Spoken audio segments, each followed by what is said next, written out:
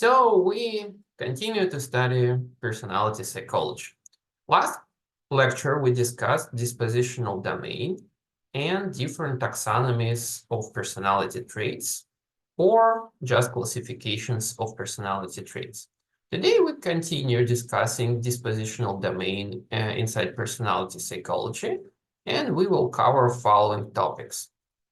So this week, in this video and the next lecture, we will be discussing three important assumptions about personality traits, which basically unite all taxonomies, legal issues in personality testing in employment settings. We will discuss one more taxonomy, MBTI, in employment setting, which is rather different from taxonomies we discussed the last video. And then we need to cover topics of personality changes, personality trait correlations with other characteristics, and testing. So let's start. Despite all the differences between taxonomies of personality and personality theories inside dispositional domain, all trait theories share three important assumptions about personality traits. First, that individual differences are meaningful, and we need to study only meaningful individual differences. This is the idea about that not all differences between people should be studied inside personality psychology, and not all of them worthy of research. Second, stability or consistency over time. We usually study only those traits which show some level of consistency in time, because if the trait changes each day, there is no reason why we should develop measurement procedures or research designs to study that, right? It changes so fast that probably it's not interesting for personality psychology exactly. And finally, consistency across situations. We make an assumption that personality traits manifest themselves in different situations. They're not tied to only one exact type of situations, and thus it makes the research and measurement procedures more meaningful and valuable. Let's consider all these three assumptions in a bit more detail. So first of all, meaningful individual differences. Because of its emphasis on the study of difference among people, trait psychology sometimes is called differential psychology. You might find this name for trait personality psychology, and you can use this as a synonym. So differential psychology is a naming partly created by Anna Anastasi, one of the prominent psychologists of 20th century, just to distinguish trait theories from other subfields within personality psychology.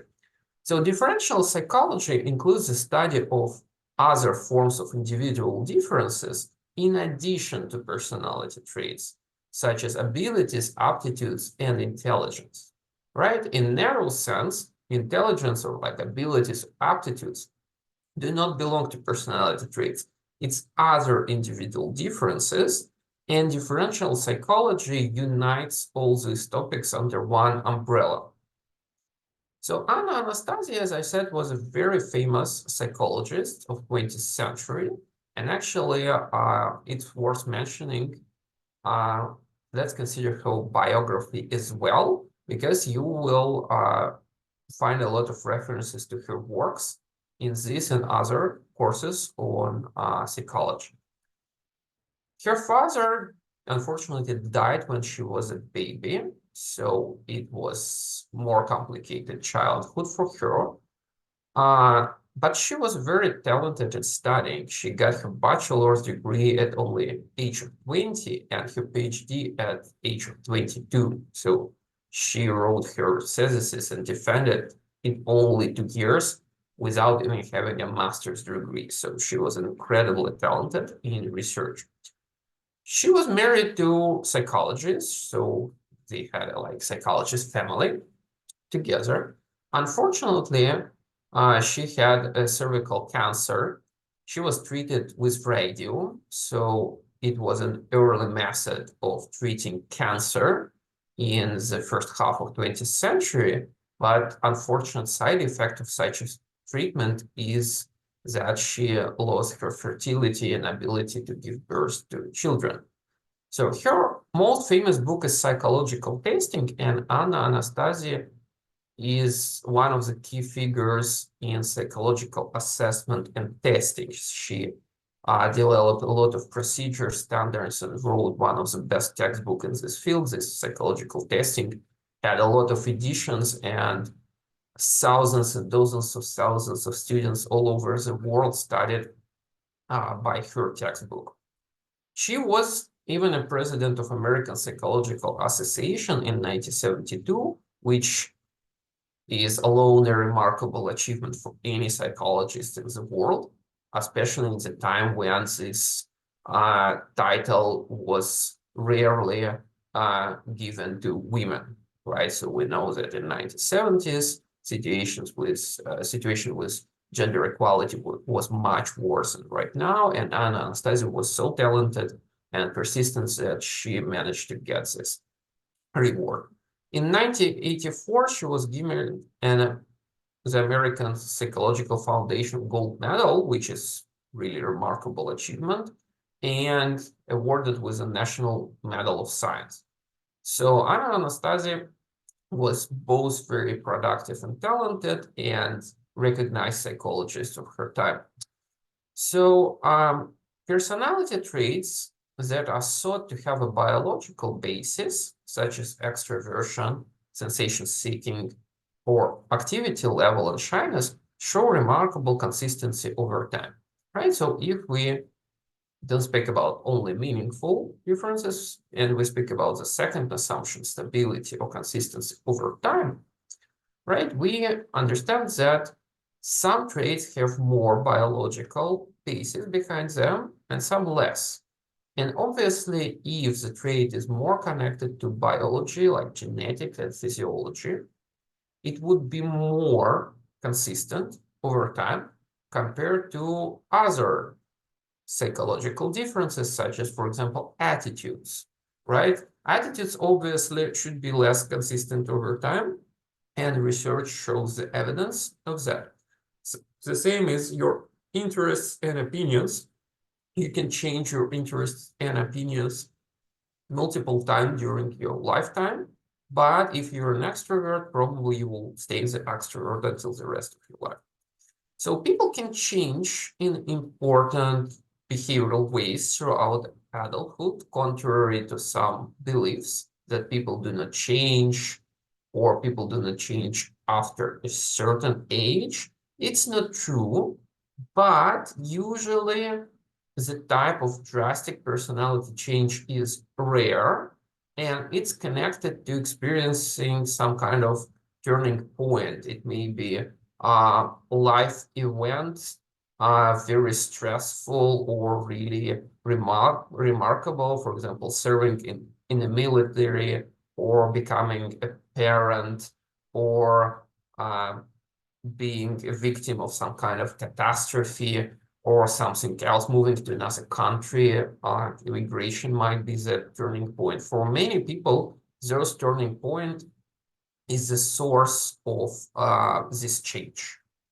Though most of people stay quite consistent over time, and most of personality traits, especially if they're connected to some biological basis of foundation.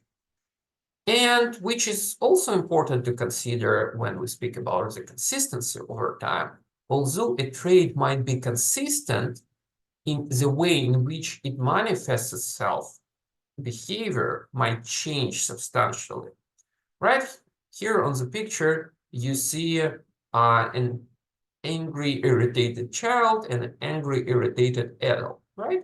So obviously, children and adults express their irritability and anger in very different ways, but it's still the same personality trait, for example, being prone to anger, right? So when we speak about stability or consistency over time, we always should keep in mind that manifestation of the trait can change, but it not necessarily means that trait itself changed, right? So we should be careful with that.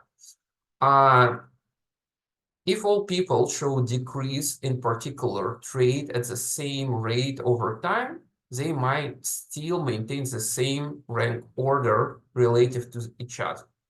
For example, we know that people take less risks when they're age. So teenagers are much more willing to take risks compared to elderly people, which is obviously connected with age, life experience, and other factors.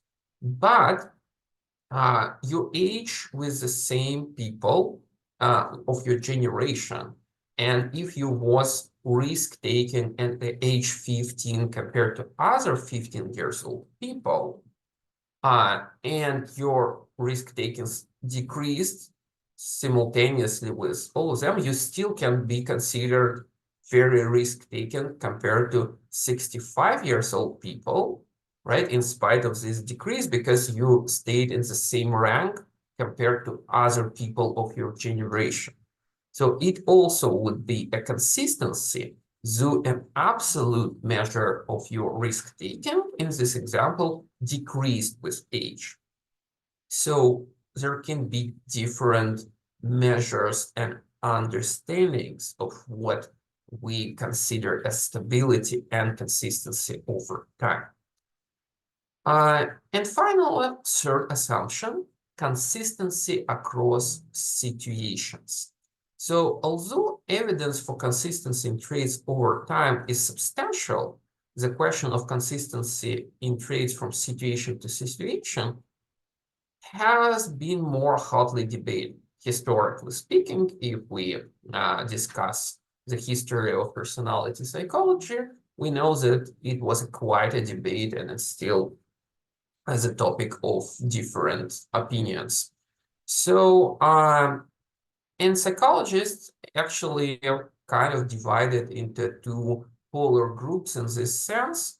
Some psychologists suppose that situations mainly control how people behave, and it is called situationism. So basic idea is that you pop into certain situation, and this situation has different types of stimuli which affects you, and you behave certain way just because of situation. Your personality just doesn't influence your behaviors that much because it basically caused by the situation. Other psychologists suppose that no, your personality causes behavior, not the situation. So this is a subject of debate. So psychologists debated about like situation or personality kind of thing for a long time. And after the long debates, trait psychologists embraced the notion of person-situation interaction and practice of aggregation or averaging as a tool for assessing personality traits. So person-situation interaction, right? It's what is the role of a person and what is the role of situation in causing certain types of behavior. So historically, we had two polar points of view. Behavior is a function of personality only, and behavior is a function of situational forces only, right? So eventually, psychologists in this debate, providing different types of evidence and discussion, view now this as a person-situation interaction, which became a more modern understanding, right? So your behavior caused both by situation and personality factors, so we cannot disregard one of them. It's just simply not true. But some traits are specific to certain situations. This is referred to as a situational specificity, in which a person acts in a specific way under particular circumstances. Let's think about such a personality trait as bravery or boldness, right? You cannot show it without experiencing any type of dangerous or risky situations, right?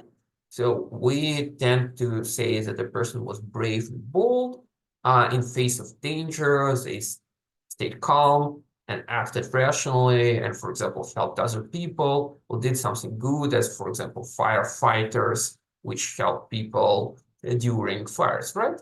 So without facing this dangerous situation, you don't even know, are you a brave person or not? So without the situation, you cannot show this personality trait at all and learn it about yourself. It is situational specificity principle. So researchers also coined the term strong situation. So some situations are different from others. It's self-obvious, sure, but some situations provoke a certain type of behavior stronger. They do not allow that much of freedom. For example, uh, funerals, right? Basically, it's expected that you would be sad during the funerals. You might cry, wear all the black clothes, right? Express grief and sorrow because you're sad that someone close to you died, right? So in this situation, probably you wouldn't manifest much of other types of behavior because it would be completely inappropriate given the situation you faced in. On the contrast, some situations are much more ambiguous. So there is no one certain way of behavior in this situation which you can choose, right? More ambiguous situation can be, for example, job interview, right? So you can choose different strategies of how you try to tackle it and be more talkative, ask more questions, try to be more self-confident or present yourself in a different way, put which clothes to put on, right? So you have a bit more freedom of choice. And here your behavior would be more connected to your personality rather to situation. Even more ambiguous situation is, for example, dating, right? You go for a date with someone, and again, there is no one exact way how you can do this, like the correct way. You can do whatever you want, and probably your personality factors, which will influence your like dating much more than situation. So we should pay attention to situation specificity, and each situation is so-called strong or ambiguous, right? It will affect the person's situation and direction significantly, and will influence our understanding. Does a person have the same traits manifested in different situations? Of course, all three assumptions are shared by all the taxonomies we discussed, and they also connected to the measurement procedure, so how we measure personality traits. And measurement and psychological assessment obviously connected with some other aspects. So three ways in which personality interacts with situations and how it might be connected to measurement, right? Let's discuss it. So first of all, situational selection. People choose situations which later affect them. For example, you decided to listen this lecture about personality psychology or get enrolled into university. You had a freedom of choice not to do that, or enroll into different program, or enroll to different university, or go straight to job place, or doing something else, right? So you choose the situations, and situations might affect you as well. So joining a certain type of university for several years shaped your experience and slowly changes you as a person. So it affects you as well. But you choose the situation based on your personality preferences. So, for example, introverted people do not like to choose a loud party situations. They usually try to avoid this. And they choose situations where like few people can talk in a quiet place more often, right? So personality affects their situational selection. The second type of how people can interact with situation is so-called evocation. The second you enter in any room, people get an impression of what person you are. It might be false impression. It's not always accurate, but they react on your appearance, the way you move, and how you manifest your personality quite fast. And it elicits certain responses from other people. Like naturally more friendly people elicit more friendly responses from others because others do not see a threat from this friendly person. On the other hand, people who are more tensed and more anger prone and aggressive usually elicit more aggressive responses from other people as well, which reinforces their tension, right? So you cannot control evocation, but it affects how you communicate with other people. And finally, manipulation. Here, again, please pay attention. It's not an ethical manipulation, hide your intentions, and make people do what you want without their consent. Here, manipulation is just any active way how you try to influence other people's behavior. Polite request, a question, invitation to your house, everything can be considered as a manipulation when you just actively try to affect behavior of other people, right? For example, you need a salt, and you ask a person to give you salt or when you eat something on your lunch, right? It's also would be a manipulation. So given these three ways of how personality interacts with situations and our understanding of a consistency of personality traits over situation, again, as I said, influence how we measure personality traits, right? So when we create inventories and questionnaires, we expect that personality traits consistent over time, meaningful, and they can be manifested in different situations. So when you revise the questions or like items from any personality test, you will see that any trait scale, like extroversion or conscientiousness, will include questions related to different types of settings. So, for example, if you score high on conscientiousness and if you get good self-control, it is expected that you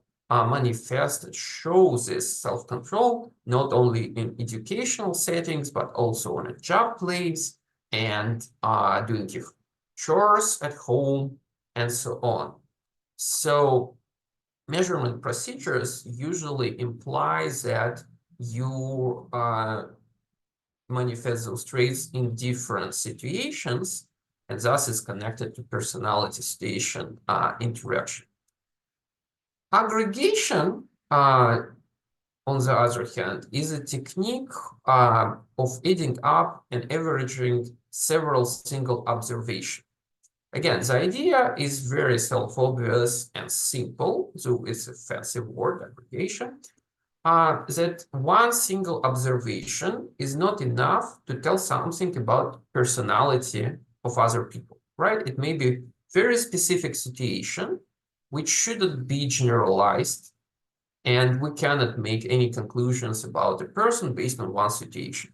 On the other hand, if we observe a person in dozen of typical situation, we can basically average that behavior and understand which personality trait lies behind this behavior, right? So aggregation is just a technique designed to improve trait measurement procedures and adding items to questionnaire or adding observations to obtain overall score.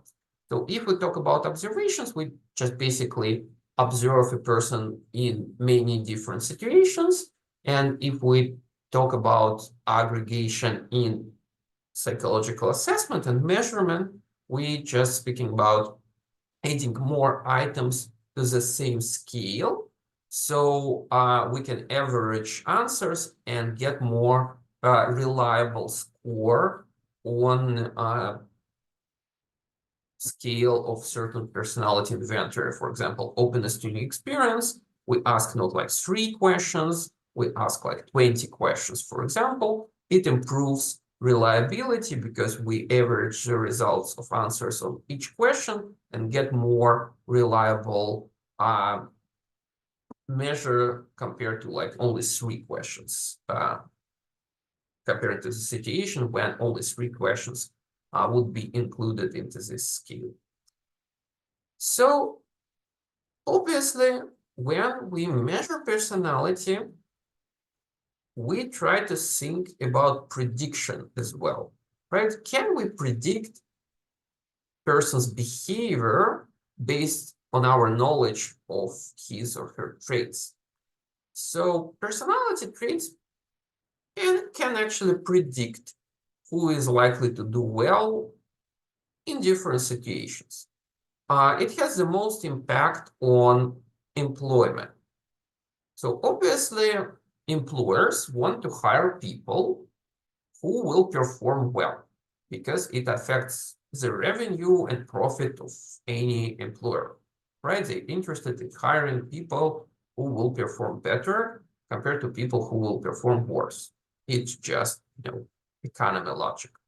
So employers, because of that, very interested in measurement procedures in attempts to hire people who are more suitable for certain role positions.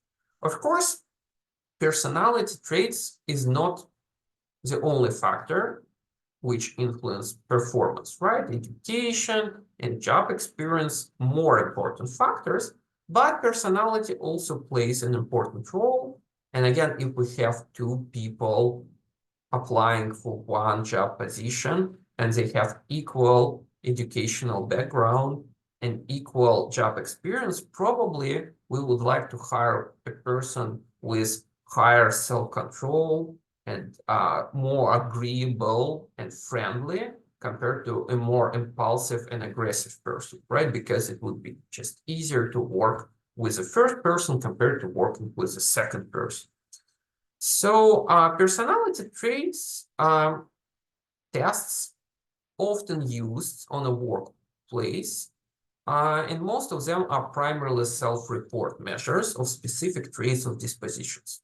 So they basically utilize either self-report data or like T-data based on self-report when you just ask questions to a person, do you like to do that? I often do that, and you just calculate the score. So the logic behind those tests is quite simple, though all these test techniques and procedures comes through a long period of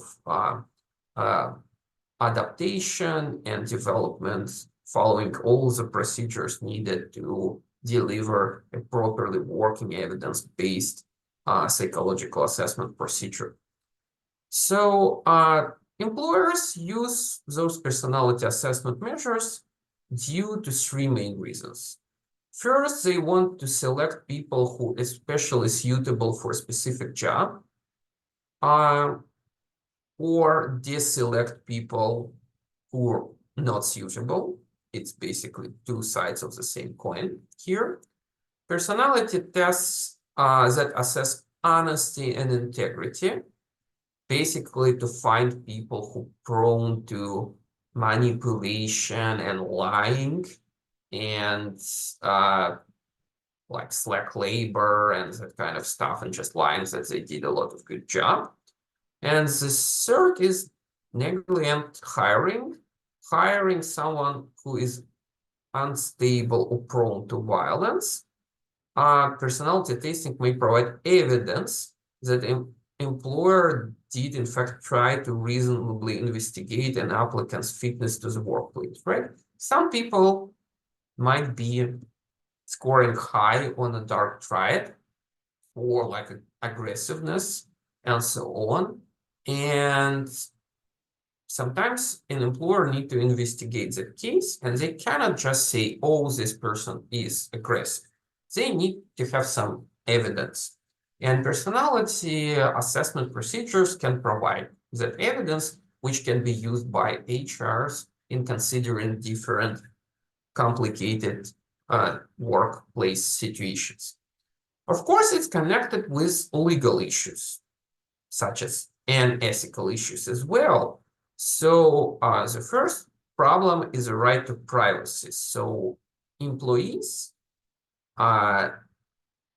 should expect that their like data of psychological testing wouldn't be given to third parties or exposed publicly, because it might violate their right to privacy, right? And it's a problem. So who can get access to the results of personality assessment? It's a huge problem with several cases. You can read about this in more details in your textbook. Second, quite an obvious problem is discrimination.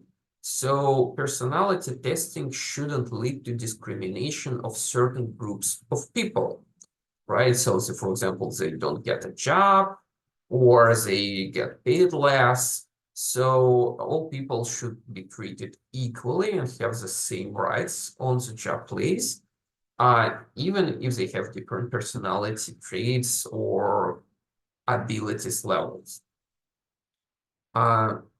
Disparate impact. So it's a problem when employer wants to protect certain groups of people, but the policies there imply might backfire and disproportionately and negatively affect certain groups of people. So it's a problem. We need always to consider all the policies applied on the job place, including psychological assessment, as a system, and actually being very careful with affecting different groups of people and avoiding disparate impact. And final problem connected with personality assessment is so-called race and gender norming. A lot of older personality tests made in the middle of 20th century had a race and gender norming. So this idea that people of different genders and races get different average scores on different personality traits. So now it's considered to be like a discriminatory practice, and tests should be designed that way that they can measure personality traits and characteristics equally in all groups of people and provide them with a fair and honest feedback without norming based on race and gender.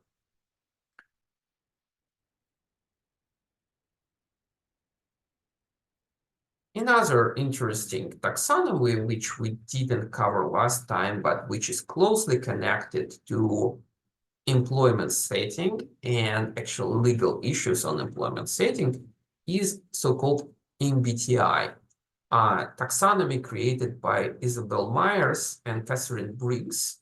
So Catherine Briggs is a mother of Isabel Myers, who is her daughter, obviously. They took typology of personality types developed by Carl Gustav Jung, famous European psychoanalyst, and changed it in the 1920s, so almost 100 years ago. The first version of Myers-Briggs tests, or Myers-Briggs Type Indicator, acronym MBTI, was created in 1942 during the World War II. And since then, it became a very popular taxonomy of not traits, but rather personality types. And I want to discuss this typology with you because, again, it's connected with personality psychology assessment, and legal issues. So David West Kersey created the first questionnaire based on this typology, which still is quite widely used in different settings, including employment settings. So he developed his test in 1956, quite long ago. The questionnaire is based on Myers-Briggs typology, and Myers-Briggs typology is based on Carl Gustav Jung typology as well. So what it is like, what does MBTI measure actually? So, and why it became so popular and why it might be a problem. So first of all, 2 million of people take this test each year annually, and the company that produces and markets the test make around $20 million each year. So it's a huge industry, right? With multi-million profits each year. And obviously, if so many people come through this test and people pay money for that, they can expect to receive a fair and well evidence-based psychological assessment procedure. Unfortunately, it's not the case. That's why it creates an ethical and legal issue. But not everybody knows that there are some problems with this typology. So a couple of words about the typology itself. So in this typology, based on Carl Jung understanding of psychological functions, there are decision-making functions which play a leading role in situation choice when it's necessary to make a decision and decide between a number of alternatives. So how people make a decision making, they can decide based on their thinking. For example, you have different alternatives and you choose between them based on logic and reasoning, applying different theories and laws and rules, right? So choosing through that, or you can choose with your heart, so through feelings. So I like this and I dislike this. I suppose this is good and this is bad.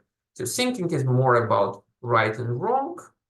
Feeling is more about good and bad. Thinking more about logic. Feeling is about emotions, right? So people can make their decisions based on 2 different bases.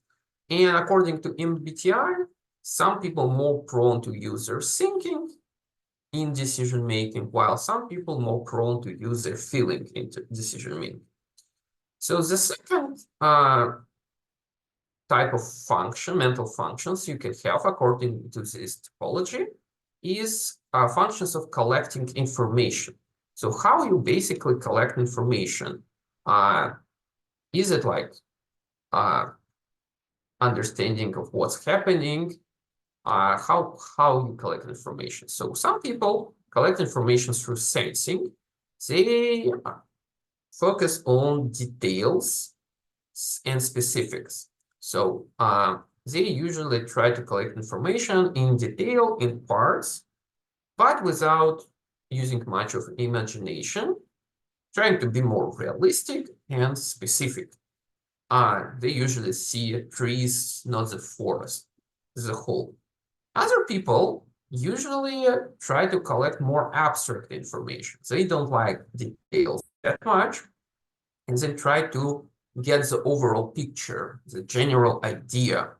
So they see the forest as a whole. And again, according to MBTI, some people more prone to sensing strategy, some people more prone to intuitive strategy.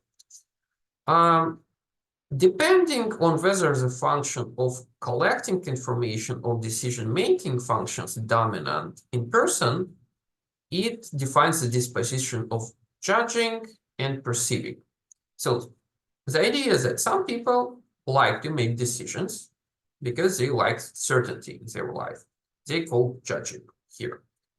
Some people don't like make decisions. They like to collect information, but they don't like to make decisions. They don't like this certainty. They like uncertainty and freedom, which it gives. They are called perceiving. because they're more prone to collect information than to make decisions. So judging is just a tendency to make decisions, and perceiving is just tendency to collect information most often. And again, this typology distinguish people who are more prone to judging strategy and people who are more prone to perceiving strategy. And finally, there is a dimension of extroversion and introversion, which is understood pretty much the same way as in Big Five. This combination gives us 16 personality types. So people can be extroverted, introverted, people can collect information or through intuition or sensation. People can rely on thinking and feeling, and people can be more prone to judging or perceiving. So this combination gives us 16 personality types, which are in detail described in many MBTI books, and they basically treat them almost as a zodiac signs, describing different types of behavior, very typical for each type. And there is idea that you should choose your profession and career based on this personality type, and you can hire people based on this personality type and predict how they will interact with each other based on this personality type. So this typology has a lot of implications, but there are several problems with this taxonomy. Though on the first glance, it looks very scientific and interesting, and it provides a lot of insight and explanation to different types of phenomena, there are still some problems. So the first problem is that probably there are no psychological types. So the difference between type and trait is that type is a cluster from several traits. So when we speak about types, we speak about the idea that some traits always highly correlated and create a certain cluster in certain people. How Carl Jung hypothesized at the beginning of the 20th century. But modern research shows that probably it's not the case, and traits are quite independent from each other, so they don't create types. So in this sense, the concept of type is just not justified. And most of personality traits follow the normal distribution curve, not the type curve. So if we measure different personality traits and look at the statistics, it shows that it's normally distributed. If types would be existing, we would get a different type of mathematical distribution, and we will see it from the data. Another problem is that scoring MBTI because of that is unreliable. So it doesn't follow the rules of statistics. And because of that, it's not reliable. So a lot of independent scientists took this questionnaires based on MBTI and collected thousands of participant responses and tried to apply factor analysis procedure and cluster analysis procedure. So if those types would be existing, we would get 16 like factors or clusters, but we don't get anything based on this data. So the problem is that like MBTI questionnaires actually don't work. And another problem connected with that closely is that it doesn't show differences within one type of personality. So if you will take two people who belong to one personality type according to MBTI, it doesn't show any difference between them, though they obviously would be very different. So it's only focused on between category differences. And because of that, we know that this typology do not have enough evidence behind that, and thus shouldn't be used. But as we discussed earlier, 2 million of people annually come through those tests, and each test usually costs around $20, so it creates a multi-million industry of false testing. So this is a legal issue and it's an ethical issue because most of people who come through this testing, and actually a lot of employers who don't know much about psychological assessment, think this is a valid procedure, but it's not. So people need to be informed about invalidity of this approach. So it would be fantastically interesting if it would work, but we have strong evidence that it doesn't work. And we know why exactly. So next class, in next video, we will discuss the questions which are connected to, does the personality change? Thank you.